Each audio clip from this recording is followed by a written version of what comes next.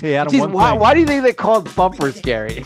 I don't know. Because they come at the beginning, at the end, like bumpers.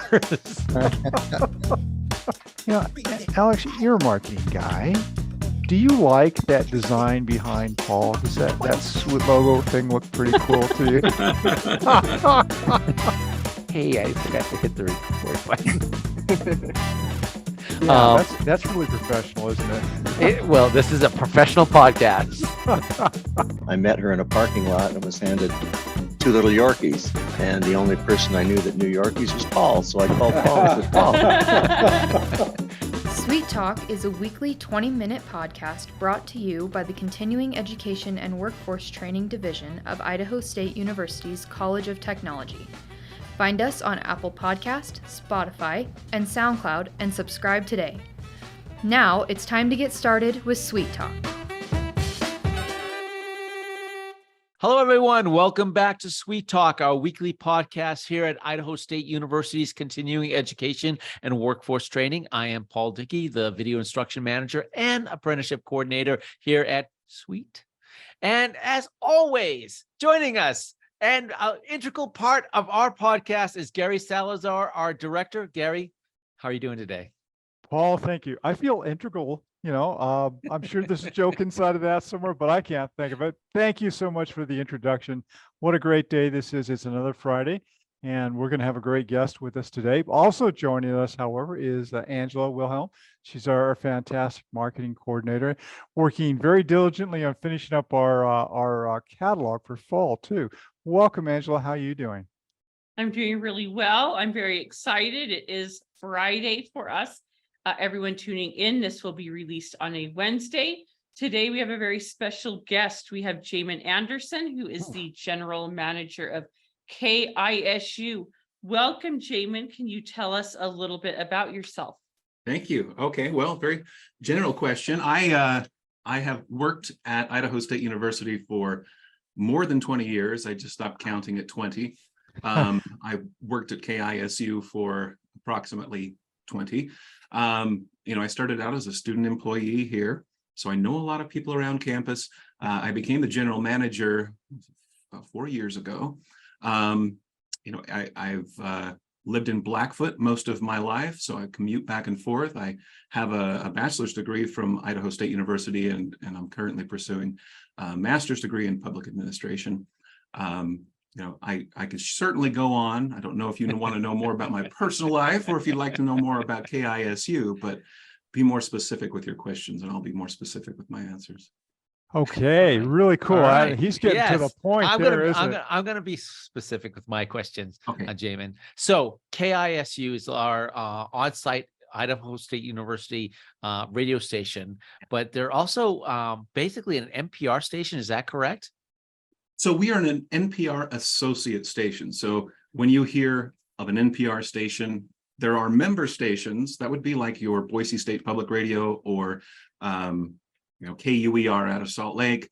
They are a full NPR affiliate. We have programming from National Public Radio, American Public Media, the BBC, Public Radio Exchange, New York Public Radio, and a mix of independent producers as well as a lot of local content. So we're an NPR associate station. It wouldn't be incorrect to say that we're an NPR station, though. Okay. So that being said, you're an NPR station and you have those other associate stations as well. So they provide you content to air. How does that work? Sure. So a lot of our programming is nationally distributed. From the distributors that I mentioned. We do take programming, well, I would maybe quantify that by saying about 90% of our programming is syndicated. On the local and regional side of things, we do have a great partnership with Boise State Public Radio.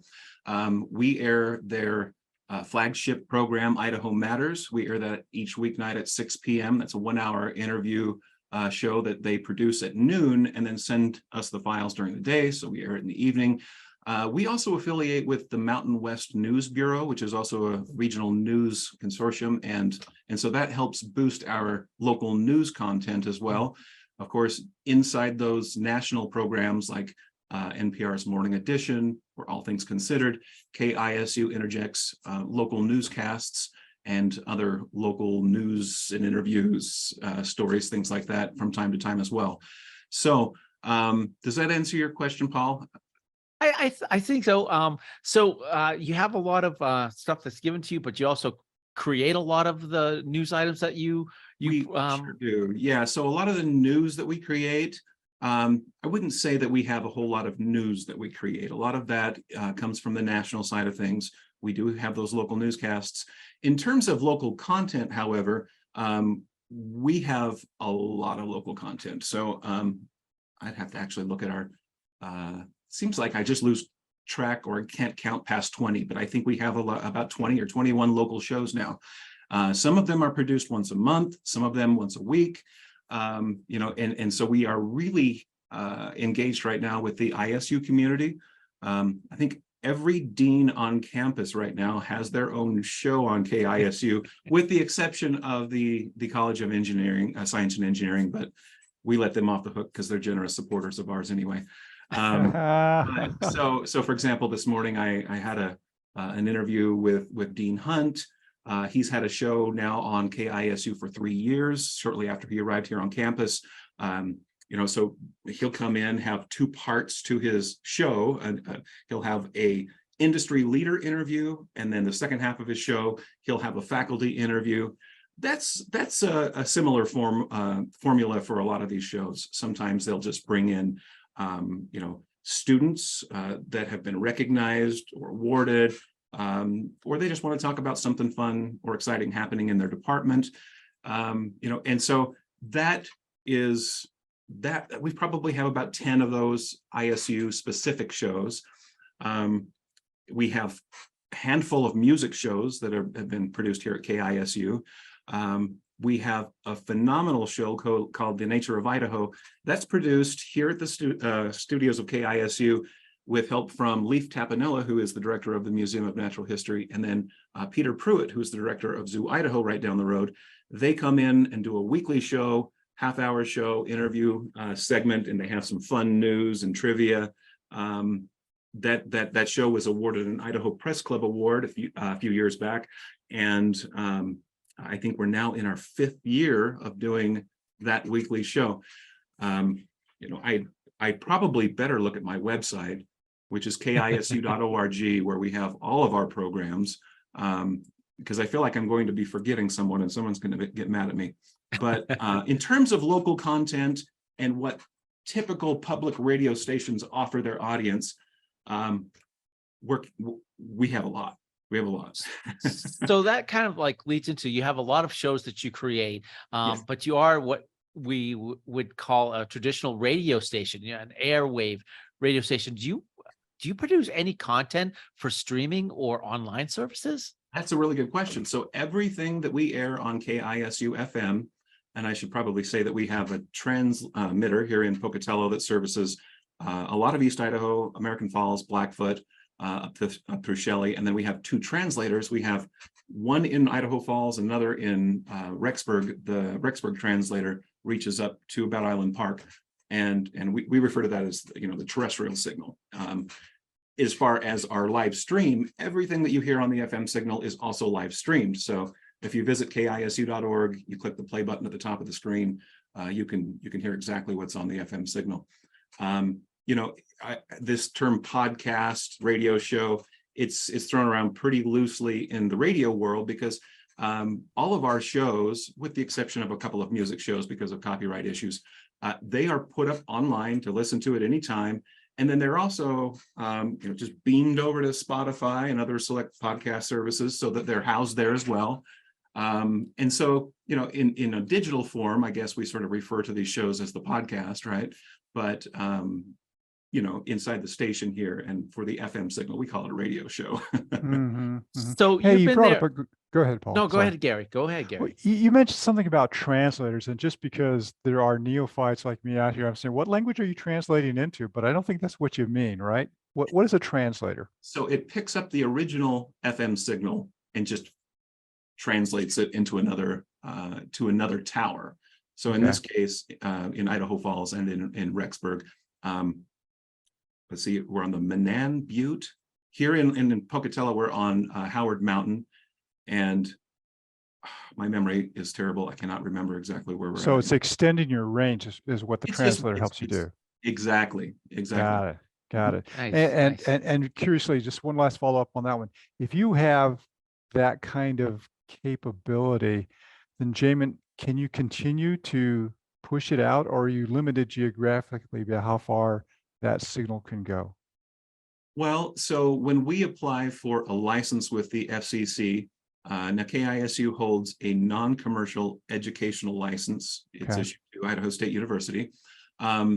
We apply for a certain wattage, right? So we could make some adjustments in terms of the antenna that we were using to adjust the directions and stuff like that. But no, we are sort of limited, and radio stations in East Idaho are very limited by geographical both features here in the region. For instance, here on Howard Mountain, we have a lot of mountains to the south, so our signal has a hard time reaching too far to the south, but we can go a long distance to the north. But in terms of expanding our coverage to more areas, that would require adjustments to our current license or the addition of more translators. Gotcha. Okay. And thank you for that explanation. Yeah. Paul, sorry to have interrupted. You had a question. No. My question was, you talked about that creating that digital content along with your airwave content. Now you've been there for 20 years, so you have probably seen the transition from just airwave to digital. And how does that just happen organically over time? Was it like you have to have these big meetings? They're going, hey, we're losing an audience because of they're going to digital only. How does that happen? How do you make those transitions? That is a very good question. And those meetings happen on a larger scale than KISU. We're the beneficiary of a lot of studies that are done in other places, other bigger radio stations that have more money to throw at these types of studies. But I wouldn't say it has been totally organic. Adding, a website, for example. So when I started at KISU, we didn't have a website. Now we manage our own site where we post all of our own content. We have students who help with that. We have a student digital content director whose job it is to, collect the information about the post, house the graphics, collect pictures, and then put the audio with it. So while it hasn't been organic, it has been a slow transition, and I feel like KISU has kept on top of it quite well. And, we do have some features through our association with National Public Radio that have helped us, right? So we use a content management system, or a CMS, that is provided by NPR Digital. That gives us the framework, right, to plug in our various local shows, all of our content, a donate button so that we can collect funds, and so that helps us a lot. There's an interactive website schedule that's also provided by a public radio affiliated group. NPR Digital also provides an avenue for us to stream on smart speakers. So when I'm at home, I'm using my Google Home smart speaker, with the commands play KISU, and then it plays it, right? So those types of features have been amazing. I do file a quarterly streaming report, so I get to see how many people are connecting through digital means, and it's a lot.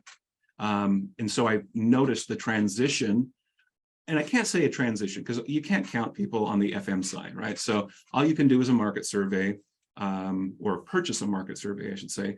And that's just an estimate of how many people are listening to the FM signal. Whereas you can get very scientific, very exact with your digital audience.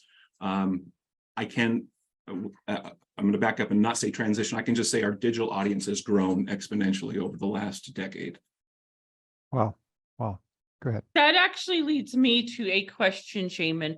With the advent of a digital ability to further broadcast your programming, have you seen a decline or an increase in your listenership among platforms, and what does that look like? Well, it's been increase. I think as Southeast Idaho grows, our potential audience. So one of the numbers that we look at And this is also something that our granting agency, CPB, or the Corporation for Public Broadcasting, will ask for. The number has been below 200,000 in the past. Now I think we're at about 220,000. That's the potential. So everybody turns on their radio station at once. That's the number of people you could reach, right? So as we see that number grow, it's likely that our audience is also going to grow, right? But in terms of KISU, it began in 1999, right? So there are stations that are much older than we are. We're just about at 25 years. And when KISU started out, it was completely student run. It's evolved over time. And so I think with the advances at KISU, with our programming, the quality of our programming, the consistency of our programming, the new tools that we have in place, the translators that we've added, we've only seen our audience grow. That's the same for our digital listenership as well. In terms of the support that we get from Idaho State University, or I should say the growth in our ISU network, we've seen tremendous growth in that area over the last 5 years. It seems like we have people from every corner of this university constantly coming to KISU to talk about their programs, be interviewed for a show, or be a guest on another show. And so we've found that it's really can be a hub for what's going on at the university. And I don't think we've maximized that ability yet. We're still working on that. So Right. it's grown. So long answer to your questions, Angie, but I do appreciate it. Yeah. Hey, Jim. So, no, go ahead, sorry. Gary. Jim, you probably have some favorite programming that's going on right now. That's the local stuff here. Do you have any preferences? I mean, like Shane Hunt is one of my favorites, but I don't know if he's the top guy out there or not. And College Technology started one. What is the most fun kind of programming that you're seeing? Okay, so when you say Dean Shane Hunt, he's always fun to interact with, because when he comes in, he always says, "It's a great day at the best radio station in America." So, so extremely positive to work with, and it always puts a smile on my face. Really, all of our shows are quite fun to record. The Nature of Idaho is another personal favorite. I think I've put a lot of effort personally into the production and editing side of that show. And so we feel like we would like it to expand into to the Boise area or to Western Idaho. We've started talks with some radio stations. There's two public radio stations, Boise State Public Radio, and I think it's KBRX is the other public station that started there. And if we can manage to get that show on another radio station, that would increase our audience. I think essentially quadruple it, potential audience for that show. So we have been putting a lot of effort into that. Some of the more fun shows to work on are student hosted though. For example, with like Sustainable Idaho, right? So that's a podcast / radio show or segment. It's roughly 7 to 9 minutes. It airs weekly. That has been on KISU for about 3.5 years. If you're listening and you're part of that show, forgive me if I got that wrong. But it's fun to work with students, watch them grow in their capabilities. You see constant improvement, throughout a student's tenure as a host in that program. Sometimes you have to start over at scratch, when you have a student leave and you have to find a new host. That's part of the challenge. But I'm trying to think.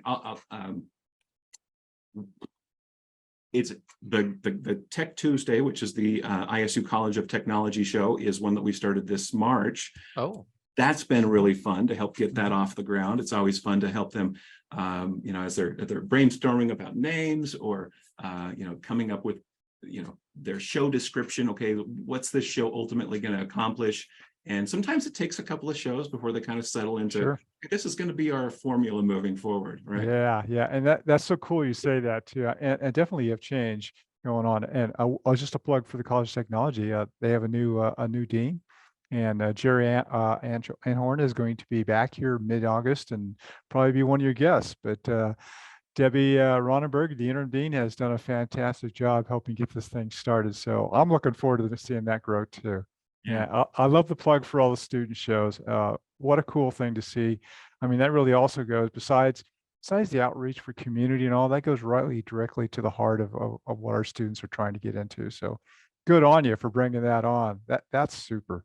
I know our show is short here, but I should probably throw a shout out to John Armstrong, who's the director of the jazz studies or commercial music program here at ISU. He hosts a phenomenal jazz show. Oh, really? Dr. Henry Evans, who's leaving ISU. Yeah. Oh, yeah. ISU has hosted a fantastic reggae show once a week for us, and a number of these folks are just donating their time to KISU. They have a passion. We try to tap into some expertise, but ultimately we're really grateful for those basically donated hours of time that these people give to us and our audience. So. Right. That leads to, go ahead, Angie. Go ahead. Okay. So, Jamon, I've actually been at places where you are out in the community doing like broadcasting from elsewhere. I know that you have something planned next week as well. By the time this show airs, that may be over. But can you talk a little bit about KISU in the community with some of your remote? I think what you were probably referring to, so we had a great event, the 100th show for the Nature of Idaho. We did at Jim Dandy's it seems like it's been a few months ago, but quite honestly, it's been almost a year. But we do stuff like that. Of course, we are a sponsor of the Idaho Falls City Clubs, so we have some events in the Upper Valley that we partner with. We have a very strong working relationship with the Idaho Humanities Council. So various guest authors and speakers or traveling museums and things like that, we'll partner with them to create content or go on site. We do spend a lot of time. I think it's pretty easy to get caught up in the ISU community, right? Because everything, it's exciting to be on a campus, right? So that's not a hard thing to think about. But what you're referring to, I think this week we have a show on KISU that's called Dead Air. It started on KISU. Now it's syndicated on, I think, 8 or 9 radio stations. The host has since left the area, but we do claim that it's a KISU show because it started here. It's got a huge following of Grateful Dead enthusiasts. Oh. And if you know Terry Fredrickson, who was the CEO of New Day Products and also runs the Gate City Grays with his wife, they invited us to be part of the Grateful Dead night with the Gate City Grays, right? And so we'll be there doing some tie-dye. We've invited the craft shop, the ISU craft shop, to come and do some tie-dye. We've ordered a number of shirts, and so if you hear this after the fact and you're bummed out you didn't get a shirt, I'll try to save a few. How cool. Very cool. But hey, things like that. What a super thing here. And sorry to say, but we didn't give you a chance to say a little bit about how people can contact before the timer went out. But we've reached the end of our show. Jamon, if somebody wanted to reach out to you or the station saying they have a question or they'd like to be a part of what you're doing, what would be the best way for them to get a hold of you or the show or the KISU studio? Well, if you remember just one thing, it's that KISU.org has all of that information. Our general email address that comes to me and to others is kisufm@isu.edu. Or you can just call us up at 208-282-FM91.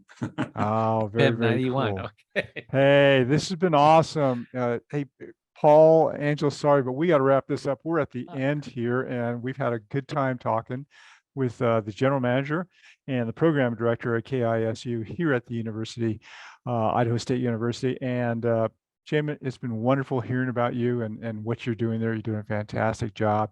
And I do like, and I can plagiarize just a little bit, it's been a great day. Listen to the guy from the best radio station at ISU. So thank you very much for joining us. Paul, you want to go ahead and wrap us up? Yeah, I think we need to have Jamon on again because I still have questions. There you go. I still have lots of questions. So if you enjoy this program, please like, share, subscribe. And if you want to check out our offerings here at Sweet, you can go to our website at cetrain.isu.edu or give us an email at cetrain@isu.edu or also give us a phone call at 208-282-3372. Gary, as always, I can't do this without you, man. Awesome. Hey, you all be safe out there.